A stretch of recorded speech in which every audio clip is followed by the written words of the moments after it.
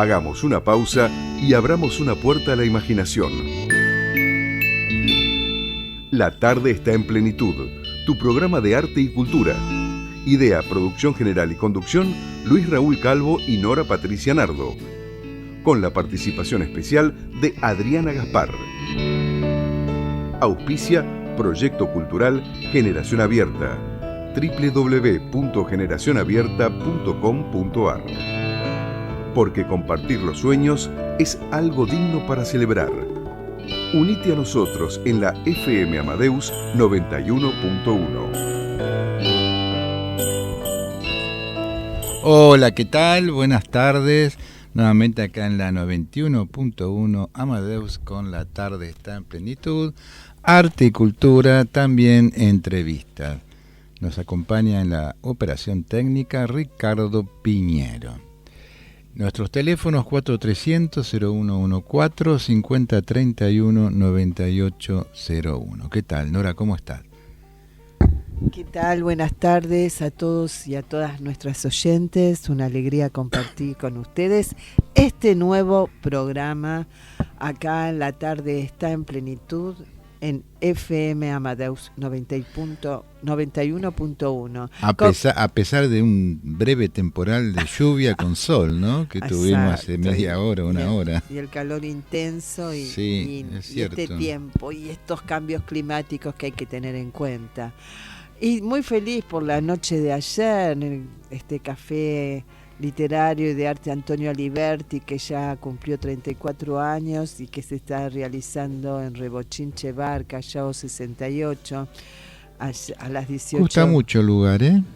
Muy buenos comentarios. A las 18:45 y terminamos aproximadamente a las 21 horas. Realmente fue una noche de mucha alegría, de mucha hermandad, de música. De mucho afecto, ¿no? Mucho afecto, exactamente. Creo que recibiste todo el cariño de la gente, de la familia, de los amigos, porque estuviste presentando tu álbum musical, el cuarto, Irreal, con el acompañamiento de Oscar La Higuera en la música y Selena Jankovic en teclado y voces. Así es, y me acompañaron bárbaro, tanto Oscar como Selena, y acompañó también el buen sonido del lugar, de Rebochinche Bar, porque bueno, eso es fundamental, digamos, ¿no? Sí. También hubo música de ellos, de Oscar y de Paco al principio, por aquellos que quieran ver. En realidad todo lo que estamos hablando nosotros nos gustaría que la gente entre en www.generacionabierta.com.ar. Ahí van a encontrar el video, todos los videos que vamos haciendo en los cafés literarios y todos los programas de radio, como también en YouTube, en Canal Generación Abierta en radio. Después y en Face, ¿no es cierto? Pero bueno, lo bueno es que puedan encontrar el material. Sí, hubo lectura de poesía, estuvo Alberto Bocco, estuvo Beatriz Alocati. Así es, Graciela Lichardi y Laura Márquez. Excelente lectura de poesía, cada una con su voz particular, que también enriquecieron la noche, junto con Marcos Porrini, que estuvo en narraciones breves. Muy bueno todo, la verdad, estupenda las lecturas. Vos recordaste muy bien Horacio Prerler, el querido poeta, el gran poeta argentino, oriundo de La Plata, Horacio Prerler. Y como decías vos, tuvimos el inicio con las dos canciones, una que interpretaron Oscar La Higuera y Selena Jankovic, y el otro a cargo de Paco Riz. Bueno, los organizadores son Julio Bepré, María Marta Donet, Adriana Gaspar, Luis Raúl Calvo en la dirección general y quien les habla. Así que un gusto. Después tengo algún poema, si hay tiempo, de Horacio Prerler que leímos ayer. Perfecto. Ahora vamos a pedirle a Ricardo de ir al segmento de artes visuales con Adriana Gaspar. Adelante. Artes visuales, artistas, movimientos y vanguardias.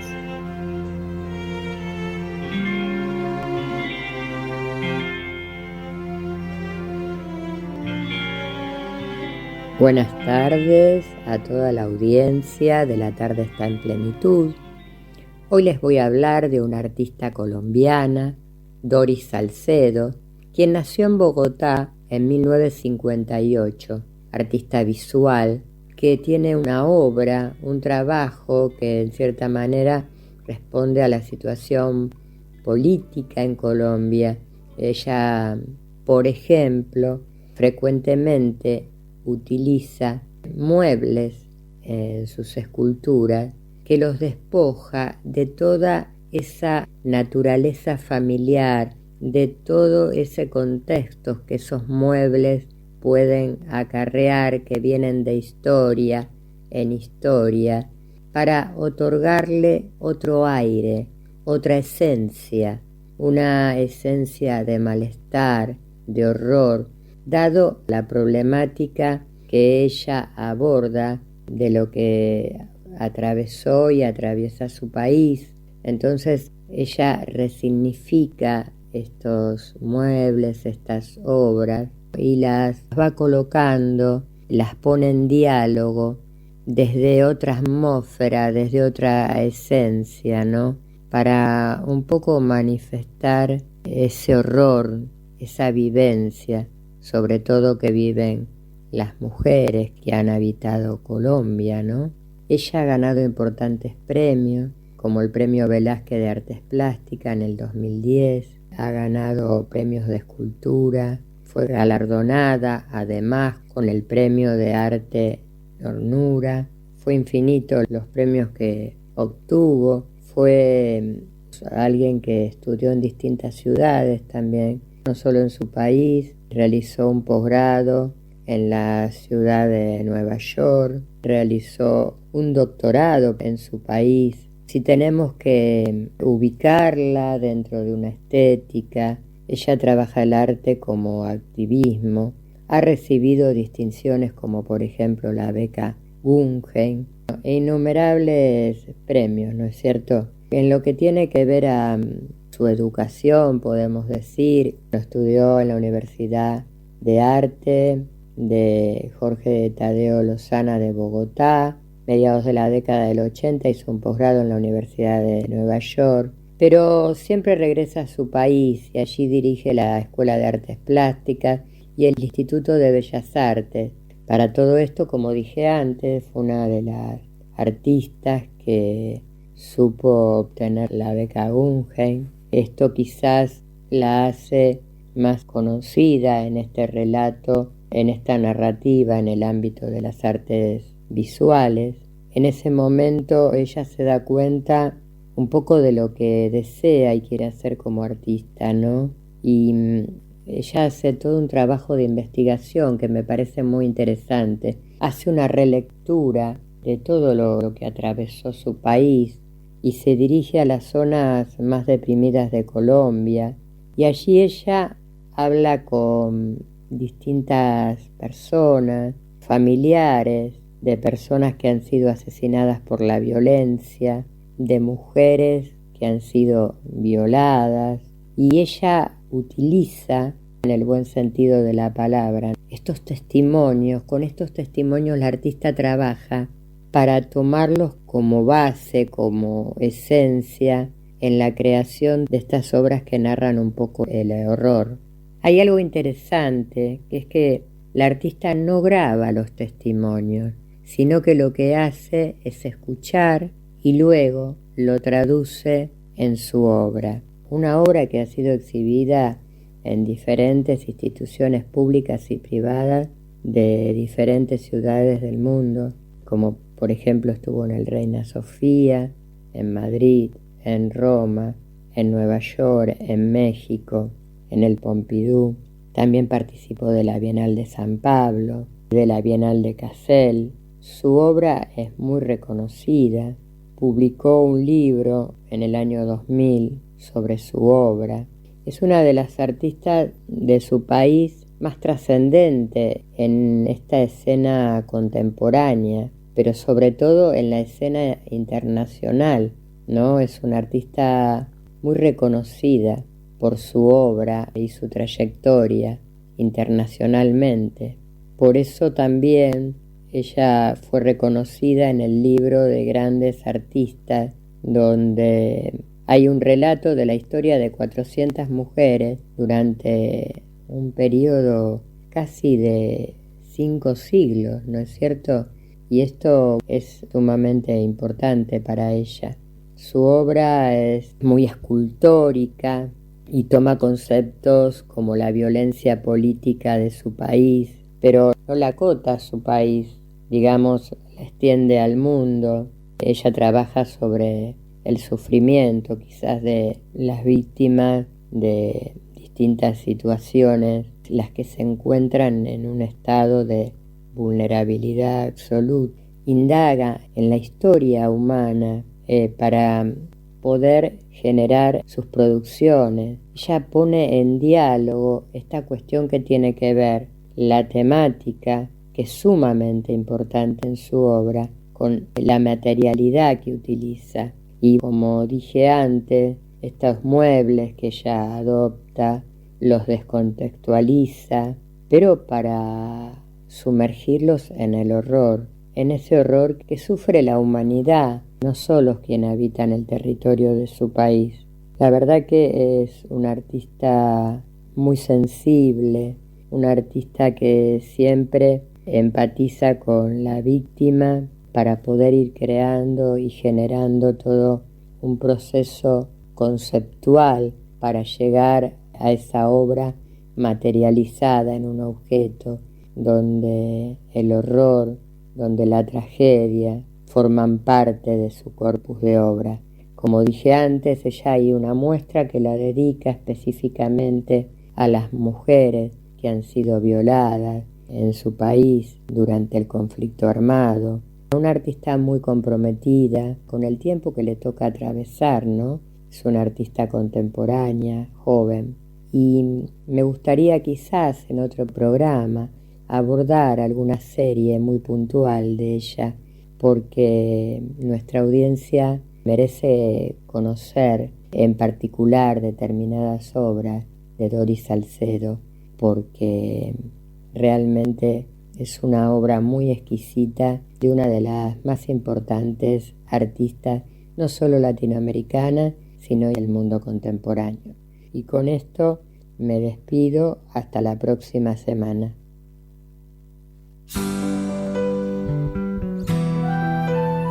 Música sin fronteras. Muy bien, luego de escuchar a Adriana Gaspar en su segmento de artes visuales, porque claro, hoy comenzamos con el país hermano de Colombia, ¿no? Así es, con nuestros hermanos tuve la suerte de estar en Colombia, disfrutando de su gente y de los bellos lugares. Muy bien, vamos a ir a Música sin Fronteras, vamos a escuchar a la cantante María Cristina Plata, que es cantante, guitarrista y productora colombiana nacida en la ciudad de Bucaramanga. La revista Forbes la reconoció como artista destacada del año 2022. Recopiló 3 trabajos discográficos como solista, ha logrado muchos premios y realizado giras en Europa, Cuba, México, Brasil y Colombia. Así que le pedimos a Ricardo de ir al primer tema con María Cristina Plata. Adelante, por favor.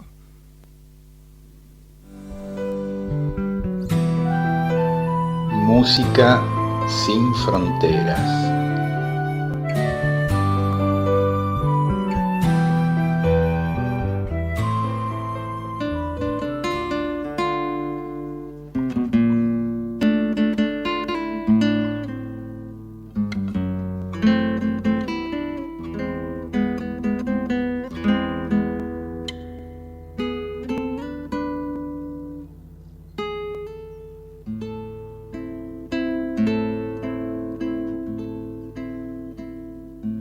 Yo sé que nunca, nunca vivirás la vida como yo quisiera.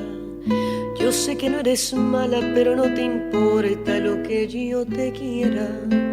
Es triste despedirse cuando se ha querido, corazón a corazón, pero el amor se acaba, aunque se quiera mucho.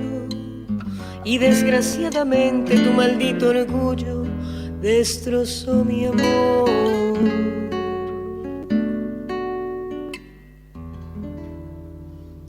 Cuanto los años pasen y mi dolor se acabe, te juro por mi madre que con mucho gusto te recordaré, por los momentos grandes que sin querer me diste. Ya pasará la vida, pero yo mi vida no te olvidaré. Cuando los años pasen y sin querer te encuentre, no vayas a mirarme con el odio infame de la desesperación, porque el amor de mi alma se lo entregué a tus ojos, y aunque quisiera odiarte, seguirás viviendo en mi corazón.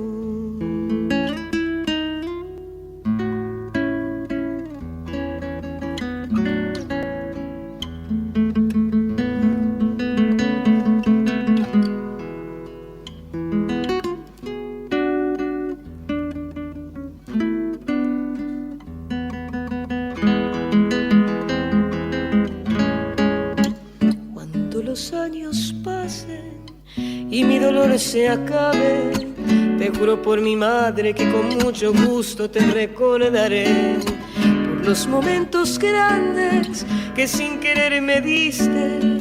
Ya pasará la vida, pero yo mi vida no te olvidaré.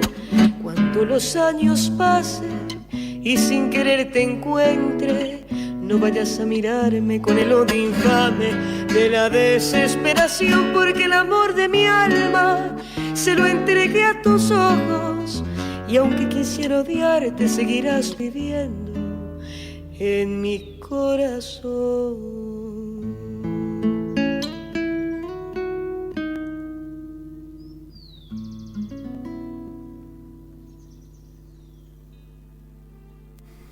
Muy bien, escuchamos a María Cristina Plata, joven cantante colombiano, con este hermoso tema que se llama Cuando los años pasen.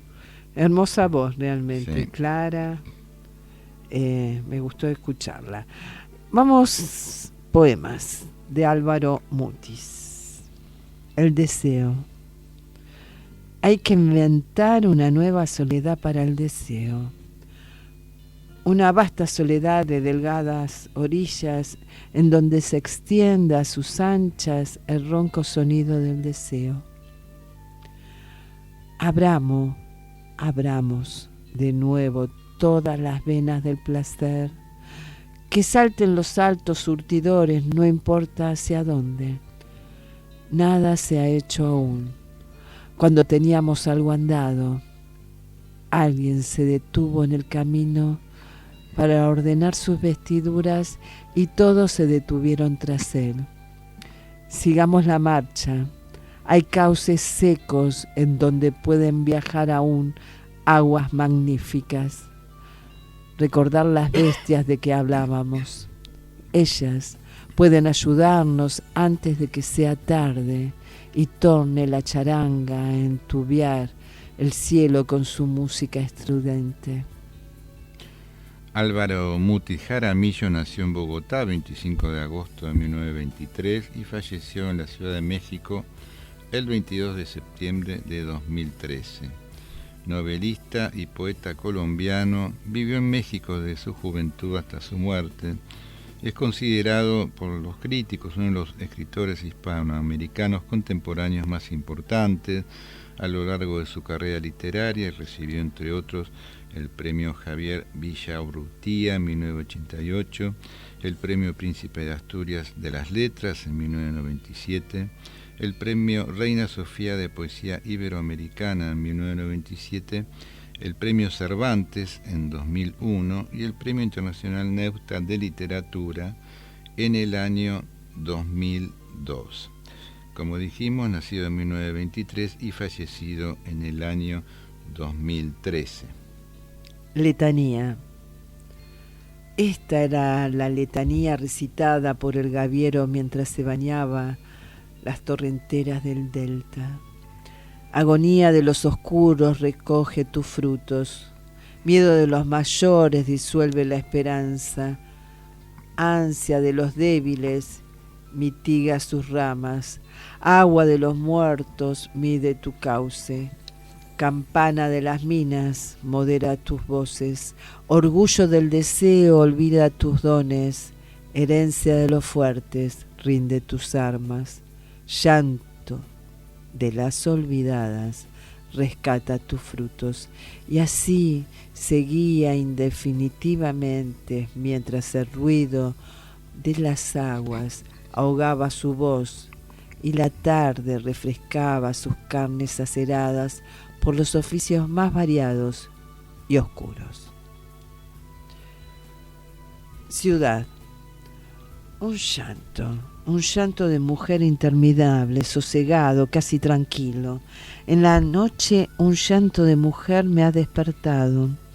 Primero un ruido de cerradura, después unos pies que vacilan y luego de pronto el llanto.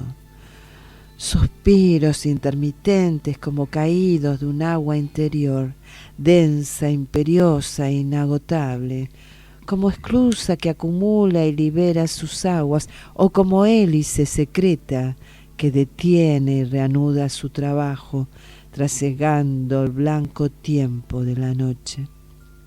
Toda la ciudad se ha ido llenando de este llanto, hasta los solares, donde se amontonan las basuras, bajo las cúpulas de los hospitales, sobre las terrazas del verano, en las discretas celdas de la prostitución, en los papeles que se deslizan por solitarias avenidas, con el tibio vaho de ciertas cocinas militares, en las medallas que reposan en joyeros de teca. Un llanto de mujer que ha llorado largamente en el cuarto vecino, por todos los que cavan su tumba en el sueño, por los que vigilan la mina del tiempo, por mí, que lo escucho sin conocer otra cosa que su frágil rodar por la intemperie, persiguiendo las calladas arenas del alba. En la nueva revista, una publicación, en 1998 entrevistan a poeta y novelista Álvaro Mutis. El periodista Martínez Mesanza le dice: en su infancia hay un hecho que marcará su obra literaria profundamente. Dice: me refiero a su temprano viaje a Europa con solo 2 años y a sus primeras lecturas que tienen lugar también en Europa. Álvaro Mutis responde: desde luego, ese viaje me marcó muchísimo porque ocupó esos años en los que realmente uno se forma. La gente tiene la idea de que uno se forma en la adolescencia, pero no es así. Uno se forma entre los 5, 6, 10, 11 años. Entonces es cuando sabes quién vas a ser y qué vas a hacer en la vida. Esto es difícil de aceptar, pero yo lo he vivido así. Nosotros viajamos, dice Mutis, cuando yo tenía 2 años a Europa, pues mi padre fue nombrado ministro consejero de la delegación de Colombia en Bruselas. Allí viví 9 años primero y después 2 más porque mi padre murió y mi madre regresó a Europa conmigo. Yo nací de padres hacendados, gente sembradoras y cultivadoras de café, criadores de ganado, terratenientes, en definitiva, aunque esta es una palabra que siempre trato de evitar. Mi infancia, dice Mutis, fue un pasar completamente normal y cómodo.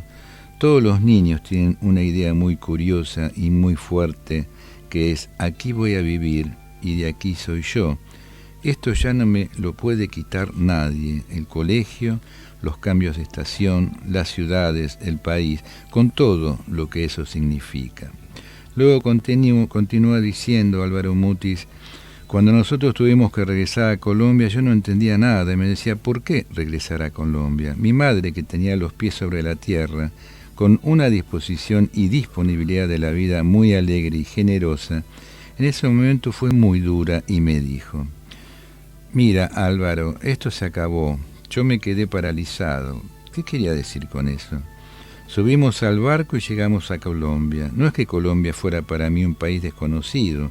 En casa hablábamos español, pero realmente, decía en aquellos años Álvaro Mutis, mi idioma era el francés.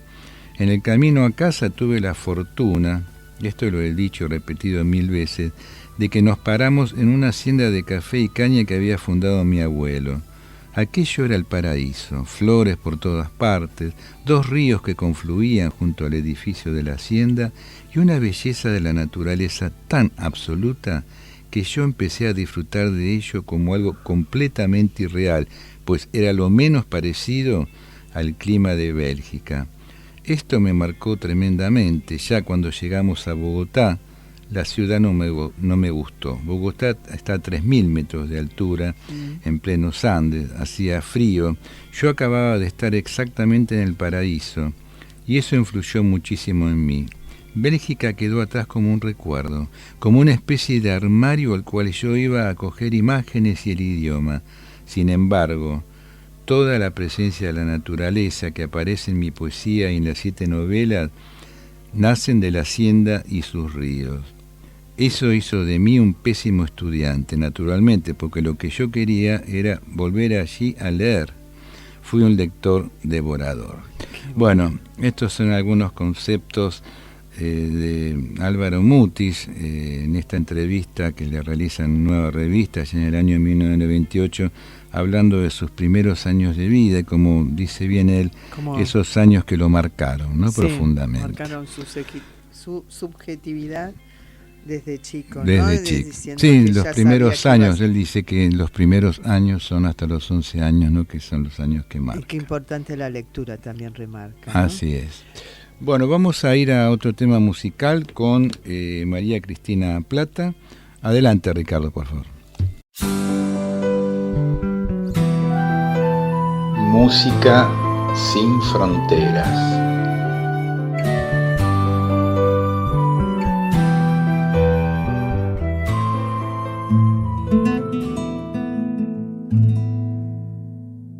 Fui y volví, ¿y tú qué has hecho? Yo he visto el mundo con mis ojos miopes.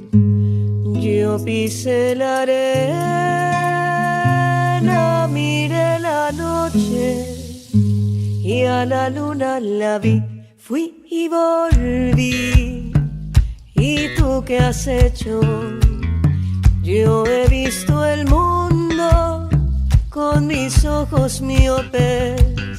Yo pisé la arena, miré la noche y a la luna la vi. Hoy te canto porque el tiempo no me ha podido ayudar, porque el tiempo pasa y pasa y mi cariño, ese cariño no echa para atrás. Fui y volví, ¿y tú qué has hecho? Yo he visto el mundo con mis ojos miopes. Yo pisé la arena, miré la noche y a la luna la vi. 7 guerras he vivido y entre flores me han amado, pero si oigo tu llamado creo que me rindo y olvido todo lo que ha pasado. Fui y volví, ¿y tú qué has hecho? Yo he visto el mundo con mis ojos miopes. Yo pisé la arena, miré la noche y a la luna la vi.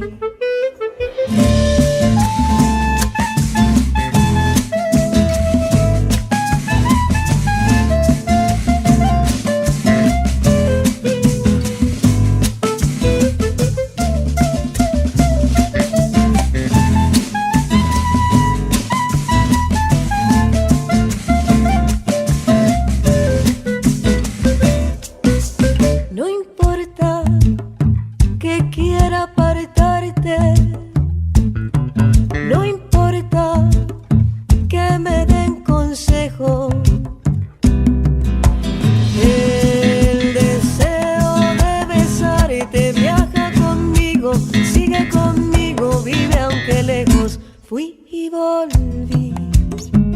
¿Y tú qué has hecho? Yo he visto el mundo con mis ojos miopes. Yo pisé la arena, miré la noche y a la luna la vi. Tierra voy andando, tierra voy echando, pero con mirarte toda la desando. Fui y volví. ¿Y tú qué has hecho? Yo he visto el mundo con mis ojos miopes. Yo pisé la arena, miré la noche y a la luna la vi. Escuchamos a María Cristina Plata en este tema que se llama Fui y Volví. Tenemos en nuestras manos acá un ejemplar del libro Escuchando al Hospital de Irene Levi, compiladora, la licenciada Irene Levi, que es psicóloga, quien la parte del prefacio del libro dice al comienzo: este libro es el resultado de una necesidad, de un recorrido, es un testimonio de la clínica, un legado, una necesidad porque quienes producimos estos trabajos estamos muy cerca del dolor. Es un recorrido porque es el conjunto de materiales clínicos producidos por profesionales de la salud, psicólogos, psicoanalistas que trabajamos en el hospital, que construimos nuestras prácticas en el esfuerzo sostenido de las dificultades frente a casos que siempre nos sorprenden, nos interrogan, nos ponen a prueba. Es un testimonio porque en esto va comprometida nuestra ética.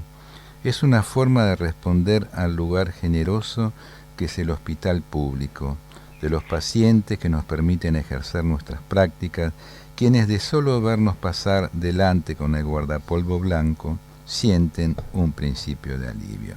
Este es el comienzo del prefacio, luego siguen otros conceptos, pero tenemos el gusto de poder tomar contacto con la licenciada Irene Levi. ¿Qué tal, licenciada? ¿Cómo está usted? Muy bien, muchas gracias por la invitación y bien, así que voy a empezar cuando ustedes me digan a comentar el libro. Sí, exactamente, un poco estábamos haciendo una breve síntesis de la primera parte del prefacio, en la cual usted hacía mención a la inserción de los profesionales de la salud mental en el hospital público, su contacto con los pacientes, ¿no es cierto? Entonces, en primer lugar, justamente nos interesaría conocer un poquito cómo se fue gestando este libro, Escuchando al Hospital. Sí, cómo no. Bueno, el libro en realidad fue una necesidad, porque, digamos, el espacio de trabajo en un hospital es un trabajo muy veloz, muy complicado, y nosotros, los profesionales, muchos de nosotros éramos sin experiencia, gente que trabajaba ad honorem, y bueno, nos encontrábamos con casos muy difíciles, o sea que más allá de que nosotros veníamos con nuestra formación, debíamos volver a formarnos para trabajar con esos pacientes. Claro. Con los Estamos hablando de qué época, de qué años, Irene. Y esto fue en el año 85 más o menos. Perfecto, 90. perfecto. Para ir ubicando a los oyentes un poquito de qué época estamos hablando, ¿no? Claro, usted decía muy bien que ustedes recién habían terminado la carrera, pero faltaba un poco esta puesta en práctica, ¿no? De tomar justamente contacto con los pacientes, ¿no? Claro, sí, porque bueno, lamentablemente y aún hoy en las facultades no hay formación práctica, digamos, ¿no? Sí. Y eso hace que nosotros mismos tuvimos que formarnos allí adentro, creando estrategias de cómo atender chicos, cómo atender padres, cómo entendernos con el caudal de pacientes como pasa en todos los hospitales públicos, Claro. ¿no? Y escúchame, ahí Irene, te habla Nora Nardo. Hola, ¿cómo estás? Bien, gracias. Ahí está también todo el trabajo interdisciplinario, ¿no? La mirada de los otros hacia el sujeto con el cual que creo que eran niños y adolescentes, ustedes estaban trabajando. Así es, sí. Digamos, otros, vos decís de otros profesionales también. Claro, terapistas ocupacionales, trabajadores sociales, o fonoaudiólogos, psicopedagogos. Claro, exactamente. Nosotros trabajábamos en interdisciplina con pediatras, Claro, con asistentes sociales, que además de, digamos, algunos, por supuesto, derivarnos pacientes, también nosotros, aprendíamos de ellos y íbamos como también tejiendo algunas estrategias muy importantes, como por ejemplo fue en el caso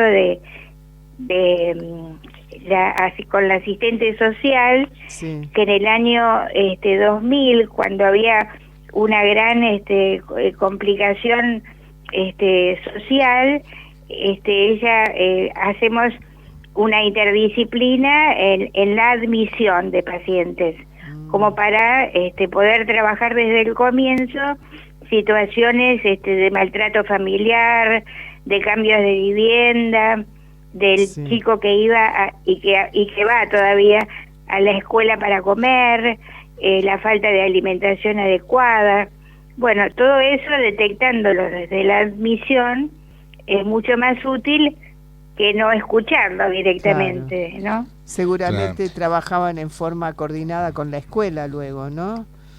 Claro, también las escuelas son uno de los lugares que más derivan, claro, y solicitan informes, y que muchas veces, bueno, necesitan tanto el trabajo de la psicopedagoga, de la psicóloga, de pediatra. Se cortó la conversación.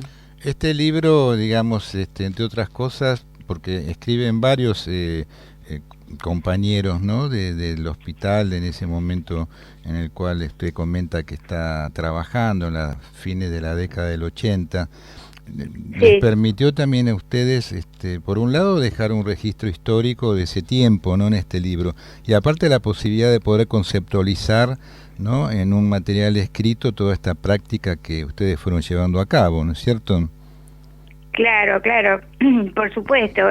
Es decir, porque justamente nosotros, para poder trabajar, también teníamos los supervisores que venían, gente formada, pero que no cobraba, porque lo hacían por una cuestión, digamos, de que les interesaba este trabajo. Y bueno, digamos, fuimos haciendo un tejido que es lo que traté de registrar. Muchos de ellos escribieron en el libro, casi todos los que se pudieron, porque era necesario registrarlo, claro, ¿no? Sí.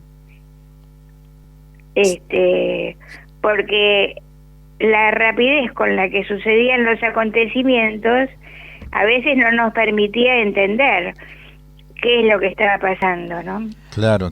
Y el tema del psicólogo dentro del hospital, viste que a veces resonaba como no tan bien, no sé si en esa época, digamos, ya tenía un lugar establecido, porque bueno, los médicos psiquiatras sí, como vos dijiste, los pediatras, pero bueno, estos profesionales sí que venían a irrumpir, digamos, desde algún lugar con su saber a esta institución hospital. ¿Fueron bien recibidos? ¿Cómo fue este trabajo?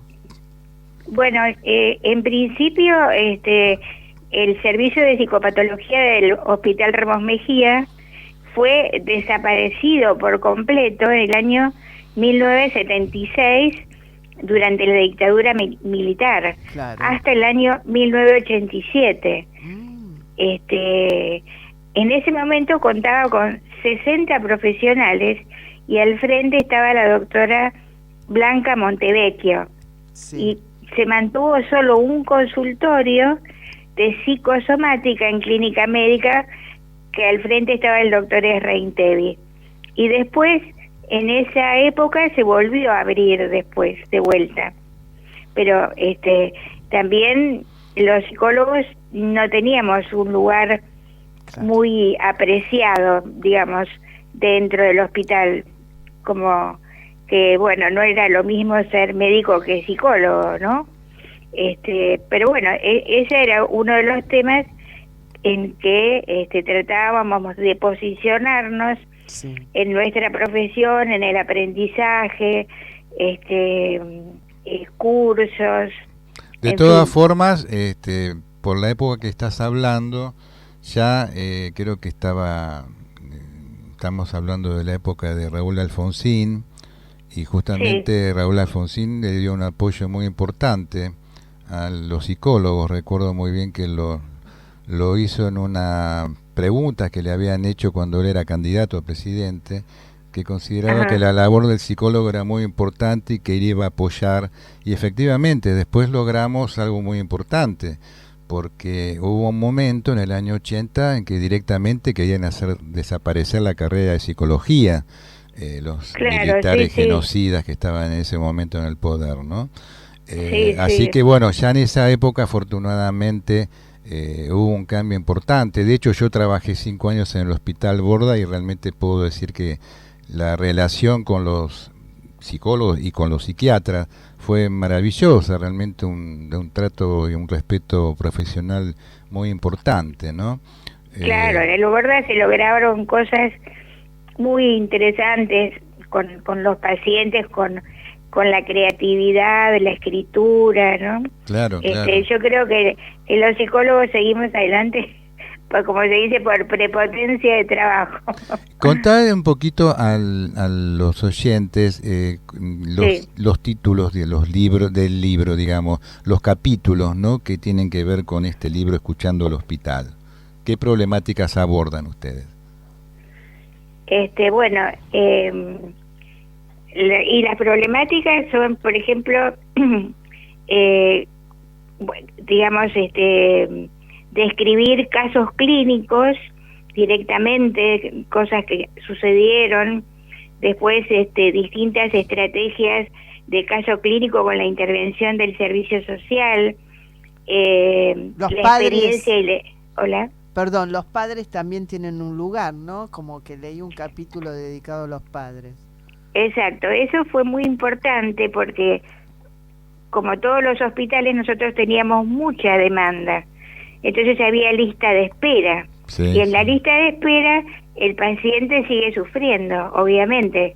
Entonces, si digamos algo que no era nuestro, que lo copiamos de otros hospitales, que es el grupo de padres, que venían los padres una vez a la semana durante un mes, y mientras tanto ellos iban trabajando con nosotros en las problemáticas de su hijo. Qué bueno eso. Interesante, Irene. Claro. Muy y interesante. Sí, porque imagínate que el trabajo con el niño es siempre también con los padres. Entonces, esa era una manera de aliviar la lista de espera, que a nosotros nos hacía sufrir la lista de espera, y ayudar de alguna manera a que los padres piensen cómo proceder, a poder esperar, digamos, ¿no? Y si había casos urgentes, se los trataba de atender. Hace, digamos, el contacto con estos compañeros profesionales que forman parte de este libro, ¿ha seguido el contacto con ellos? Sí, con muchos de ellos he seguido el contacto, con muchos de ellos, bueno, ellos han escrito cosas muy interesantes, algunos nunca fueron rentados, se fueron del hospital, porque, bueno, no pueden trabajar toda la la vida gratis. Seguro. Y había muy pocas posibilidades. Pero sí, yo a muchos de ellos los sigo viendo, sobre todo a Nora Muñoz, que sigue trabajando al frente de la parte de la sala de niños. Ajá. Bien. La verdad que yo he tenido la oportunidad de trabajar con el Hospital Ramos Mejía como coordinadora del equipo de orientación de escuelas primarias del Distrito Sexto. Mira. Sí, el supervisor de Viase.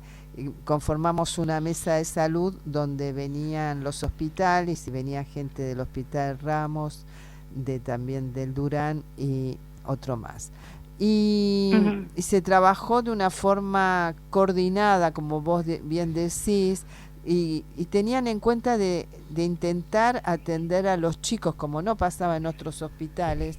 Le presentábamos los casos y hablábamos al respecto, de intentar trabajarlos rápidamente, como decís, esto de abordar el tema, la preocupación de ustedes como profesionales, que el chico quede sin atención, por lo menos contener a los padres y trabajar desde ahí para aliviar el dolor. Sí. Eso es muy importante. Es decir, nosotros, o por lo menos yo me parece que eso de estar inmersos en la práctica y tratar de solucionar lo que estaba pasando, casos graves, casos de abuso, bueno, a veces teníamos que derivarlos, pero en algunos casos no era posible, claro, porque todos los hospitales siempre están desbordados. Claro. Pero bueno, tratamos de hacer lo posible y afortunadamente, como vos decís, en otros lugares también hay espacios de trabajo, digamos, ¿no? Entre los agradecimientos, que son a varias personas, nombrás a Silvia Cervetti. Sí.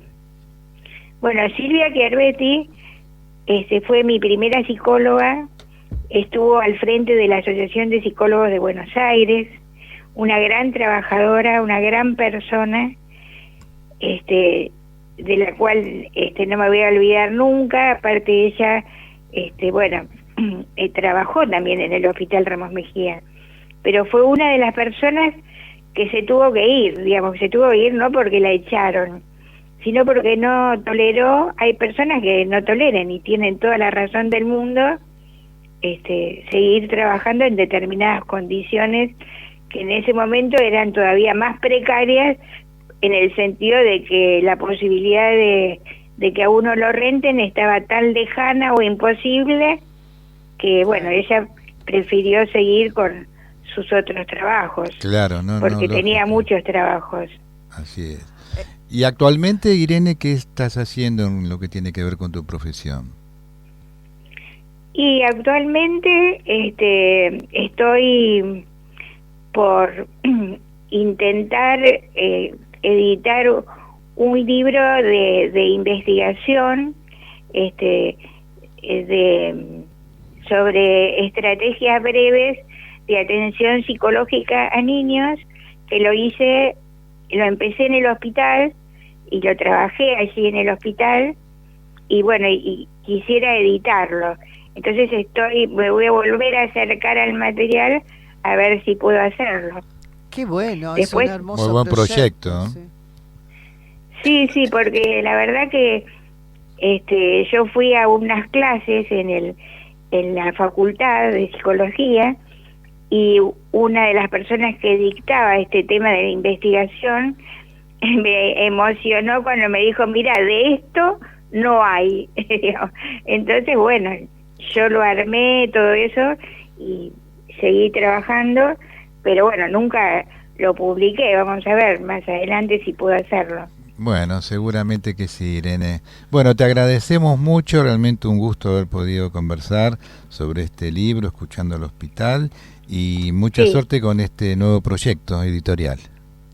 Bueno, muchísimas gracias a ustedes por llamarme y recordarme toda esta etapa, y bueno, y poder transmitirlo. Muchísimas gracias. Hasta muy pronto, Irene. Gracias a vos. Chao. Hasta luego. Hasta pronto. Hasta pronto. Chao.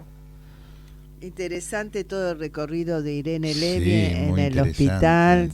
Este libro tiene muchos capítulos que... Bueno, esto es lo importante, ¿no? Que sirven... Que en un libro quede, registro. Quede un registro histórico del trabajo valioso que un grupo de profesionales, ¿no?, durante un tiempo histórico también, no realizaron dentro de una institución pública. Y que no de pierde salud vigencia, mental, ¿no? Porque uno tiene que recurrir a los libros y ver qué pasó, cómo se resolvió, ¿no? Sí, Estrategias. Seguro, seguro. Aparte, bueno, estamos hablando de épocas muy difíciles en las cuales ella comentaba muy bien, ¿no?, que le tocó trabajar. Entonces, bueno, todo Condiciones eso, malas, las realmente. condiciones laborales Sí. complicadas también. Claro. Así que acá nos está diciendo Ricardo que quedan 3 minutos, ¿no? Ah, quedan 3 3 minutos. minutos. Qué maravilla, nos da las indicaciones. Quiero decir que, bueno, este nuevo libro, que ojalá lo saque Irene, es también muy interesante, las terapias breves en estos tiempos de la liquidez, ¿no? Donde transitar una terapia muy larga a largo plazo se hace resulta como ya difícil. medio difícil, exactamente. Nos vamos a ir con María Cristina Plata con este hermoso tema Me voy llorando. Quédense acá en la 91.1 porque ahora viene Osvaldo Andreoli con su programa sobre arte.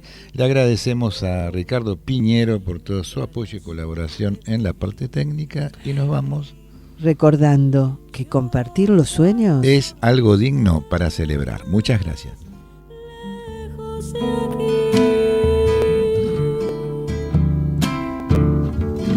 Y me voy llorando y te vas en mí y me voy gritando y ya estoy sin ti y me voy llorando y te vas de mí y me voy gritando y no estás aquí.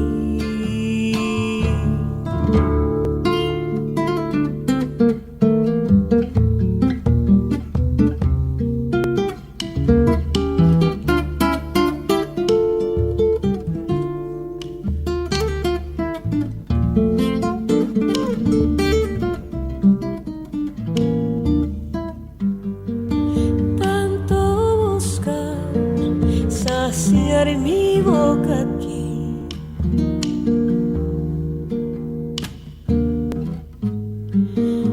para encontrarte